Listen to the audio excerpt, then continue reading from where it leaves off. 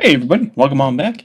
Big Band 1542 here, back yet again with another video. Today, we're going to be going over my initial thoughts with Juno the Space Ranger, aka Sonic the Hedgehog. So, this past weekend was the playtest for the new character of Overwatch 2. She's another support character, and all around, I'd say she's pretty balanced for a new character in Overwatch 2. That is surprising. Again, my first impressions of her over the playtest weekend, her playstyle is pretty different compared to what I'm used to, which is fine. I'm kind of expecting that in an Overwatch 2 character. I found that I've not been using her abilities much, mostly because I'm not used to them, and I keep forgetting what they do. Which, I mean, fair.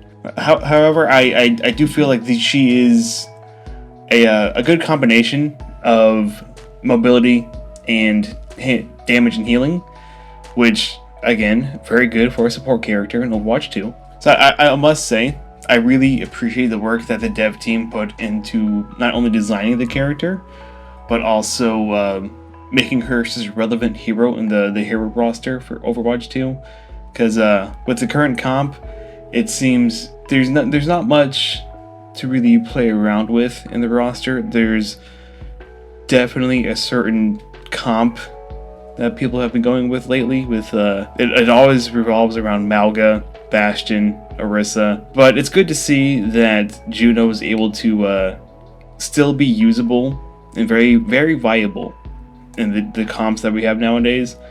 Again, very rare for a character right off the bat to be able to do that, but also not be too overpowered like we have had recently. Her playstyle kind of reminds me a bit of Lucio, Bap, and Moira. Bap because of the mobility. Obviously, it's more in a horizontal field than a vertical field, but there's still a little bit of there's still some good mobility with her. And it's the same with Lucio, basically comparing her to him. And Moira, just the ability to balance both heal and damage, since you can literally just strafe between enemies and teammates in both heal and damage. So it is very viable for new players, especially. I'd say the biggest thing to kind of get used to is the fact that you can't do critical damage, which, I mean, fair, because if she did do crit damage, she would be very overpowered.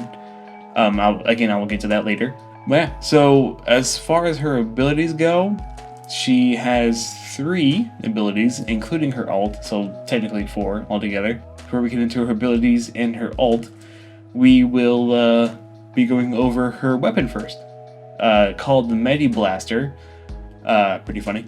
I like the look because it kind of reminds me of a retro sci-fi kind of vibe, mixed in with the Overwatch kind of brand. It feels pretty nice to shoot. Not gonna lie, it not too slow of a fire rate, but also the 12 round burst is pretty big. I will say.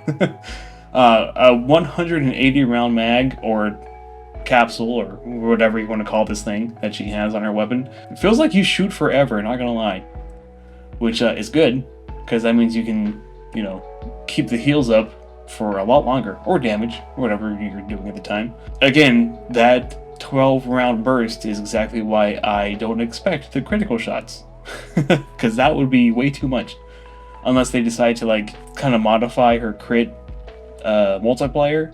Then I can see why they don't want to go with a critical damage. Let's see, but her most effective range is within 40 meters. If you go above 40 meters, then the damage and the healing both fall off. The biggest thing I like about her design right now is her weapon.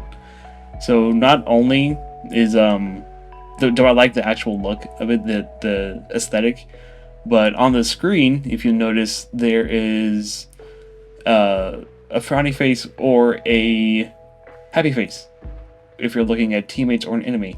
When you're looking at a teammate, it will have a blue smiley face. If you're looking at an enemy, it will have a red frowny face. I always like when there's those small little details, although I don't really want to say it's small, but because it's kind of right in your face.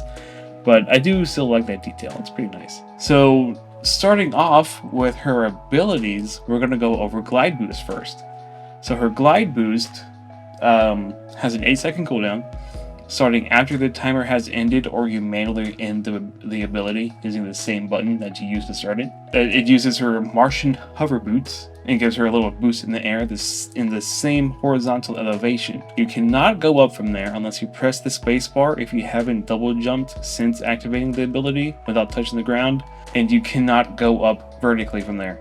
However, you can go up some slightly slanted walls while you have the ability active, which is kind of crazy. The first ability is pretty much straightforward. It's definitely her mobility ability, which she definitely needs since she doesn't have a way to sustain herself, like Bab or Ana with their pulse healing or Ana nade.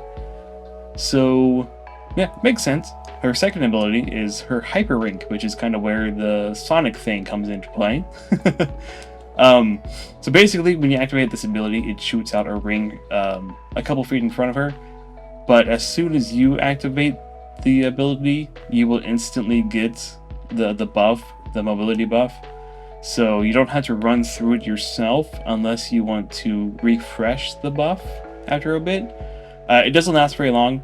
It's only a few seconds long.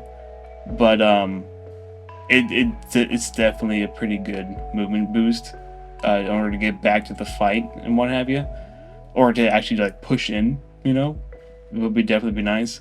So this ability has a 16-second cooldown, but it starts right after you press the button. So you can press the button and the ring stays around for a couple seconds, and that entire time the ability is in cooldown. So that's not bad at all. Next up, we have her Pulsar Torpedoes, which is her third and final ability. So this ability, once activated, will start to lock on to 5 targets that are on your screen. Basically a Deadeye from Cassidy. So any enemies or teammates that are on your screen, it will automatically start locking onto them. It's a pretty quick lock on. But if they go behind a wall and whatnot, then obviously they're not getting locked onto. You have to press the fire button, either the left mouse click or the trigger, whatever you play on, to activate it again in order to actually shoot out the torpedoes. That's what my brain has a problem with. So this ability has a 10-second cooldown after you use it, but if you activate it and then immediately cancel it, it'll give you a 5-second cooldown. So keep that in mind. So if you accidentally press the right mouse button or whatever it is to activate it for your console, immediately press it again if you don't want to use it.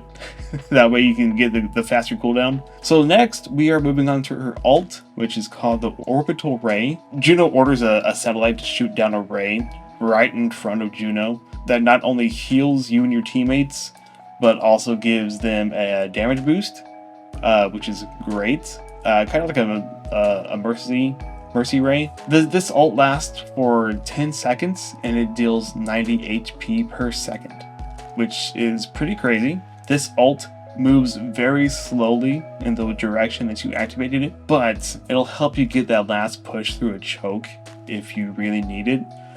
So keep that in mind. Definitely a very good ult, I will say, in those very tight quarters, because obviously enemies will be able to easily move around and take cover. One more fun little tidbit that we noticed when we were messing around with Juno is she kicks normally for her melee. She kicks like Zenyatta, but when you're crouched, her melee actually punches. From the third person looking at Juno, she punches. But if you're first person and you are using the melee, you see that she kicks. So my final thoughts on Juno are pretty simple.